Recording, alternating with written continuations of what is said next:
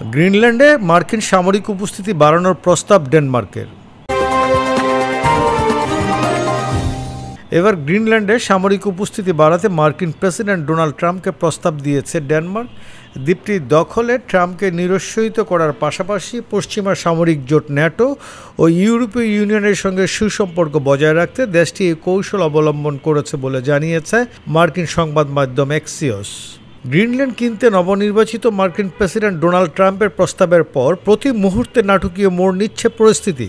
ট্রাম্পের স্বপ্ন কখনই বাস্তব হবে না এমন দৃঢ় প্রত্যয়ের মধ্যে সুর কিছুটা নরম করেছে ডেনমার্ক। ট্রাম্পের সঙ্গে চলমান ইস্যুতে আলোচনা করতে একদিন আগেই রাজি হন গ্রিনল্যান্ডের প্রধানমন্ত্রী মিডট এগেদ।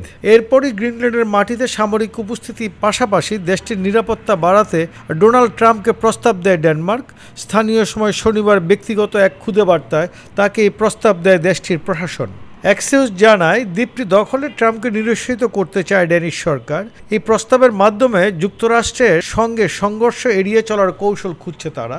নর্ডিক দেশটি পশ্চিমা সামরিক জোট ন্যাটো, ইউরোপীয় ইউনিয়ন ও ওয়াশিংটনের ঘনিষ্ঠ মিত্র। এর আগে ডেনমার্কের প্রধানমন্ত্রী মেটে ফ্রেডরিকসন জানান, গ্রিনল্যান্ড বিক্রির জন্য নয়, তবে আর্কটিক অঞ্চলের দ্বীপটি যদি কখনো স্বাধীন দেশ হিসেবে আত্মপ্রকাশ করে সেক্ষেত্রে গ্রিনল্যান্ডের জনগণই যুক্তরাষ্ট্রের অংশ হবে কিনা সেই সিদ্ধান্ত নিতে পারবে।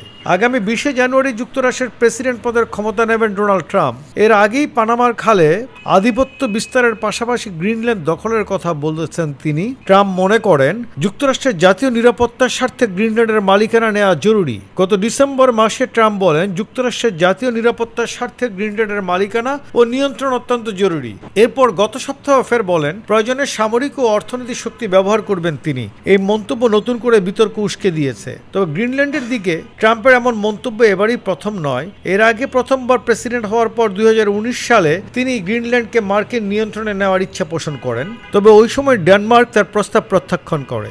গেল মঙ্গলবার গ্রিনল্যান্ড নিয়ন্ত্রণে নেওয়ার বিষয়ে নিজের অনড় অবস্থানের কথা জানিয়ে ট্রাম্প বলেন, আর্কটিক দ্বীপটি যুক্তরাষ্ট্রের জাতীয় ও অর্থনৈতিক নিরাপত্তার জন্য গুরুত্বপূর্ণ।